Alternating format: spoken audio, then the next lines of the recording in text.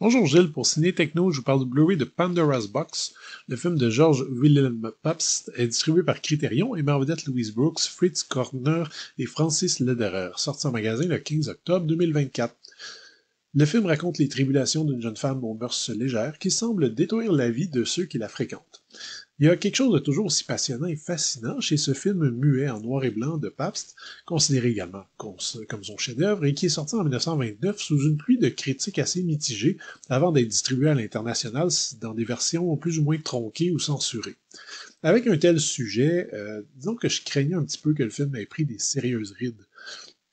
On sent d'ici en fait tout le potentiel d'un film conservateur paternaliste, avec ce personnage de jeune femme à la vie libérée qui sème le chaos et la désolation de par ses choix condamnables, quelle honte.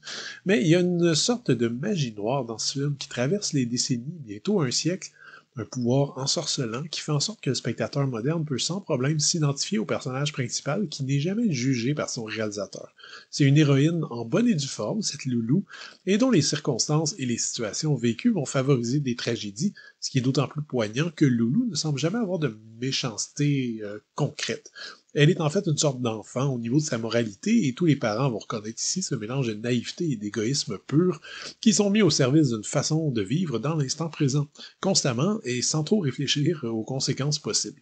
C'est donc un drame psychologique qui mêle souvent les genres, virant au gré du scénario vers la comédie, vers le suspense, l'aventure et même vers l'horreur. L'œuvre est pleine, assez dense, totalisant quand même 2h20, et présentée ici dans sa version restaurée, une version qu'on imagine collant au plus près des intentions du réalisateur, puisque la version originale et les négatifs ont été perdus malheureusement.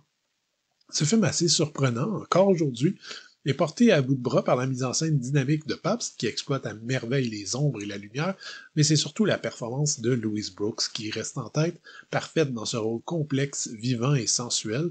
Une bonne partie des suppléments de cette édition lui sont d'ailleurs consacrés, ce qui en dit long sur son impact sur les spectateurs au cours du 20e siècle. Le Blu-ray est présenté à 1,33 plein écran, dans une version qui est donc restaurée, mais qui vient quand même avec son lot d'avertissements en début de film. Comme j'ai dit, les négatifs originaux ont été perdus, il s'agit donc d'une version forcément imparfaite, faite à partir de différentes copies.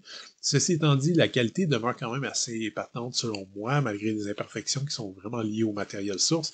On a droit à 4 différentes pistes sonores musicales. La première est ma préférée, une piste orchestrale classique en DTS HD 5.1. Les autres sont en DTS HD 2.0. Il s'agit d'une piste audio de style cabaret d'époque, une piste audio orchestrale plus moderne et une piste audio au piano improvisée par le pianiste Stéphane Oliva lors d'une diffusion du film. Les sous-titres sont optionnels en anglais, le film présente donc des intertitres en allemand. On retrouve ici les mêmes suppléments qu'on trouvait sur le DVD de Criterion, qui est sorti en 2006, donc une piste de commentaires qui analyse l'œuvre, une entrevue faite en 1971 avec Louise Brooks, un reportage d'époque sur l'actrice et une entrevue avec le cinéaste Richard Leacock qui concerne une fois de plus Louise Brooks.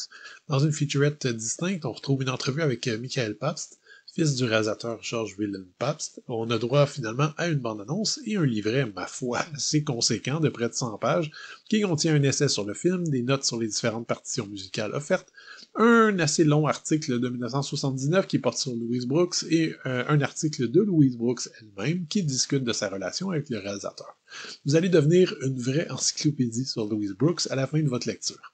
Pandora's Box, connu en français sous le titre Loulou, reste un des chefs-d'œuvre du cinéma muet et il se regarde avec toujours autant de plaisir, ma foi, même si le sujet est parfois assez lourd et déprimant. Cette nouvelle édition de Criterion est techniquement magnifique, malgré les suppléments qui commencent à dater un petit peu, à mon avis. Pour tout cinéphile qui se respecte, c'est vraiment un titre à se procurer sans hésiter. C'était Gilles, merci. Bon visionnement.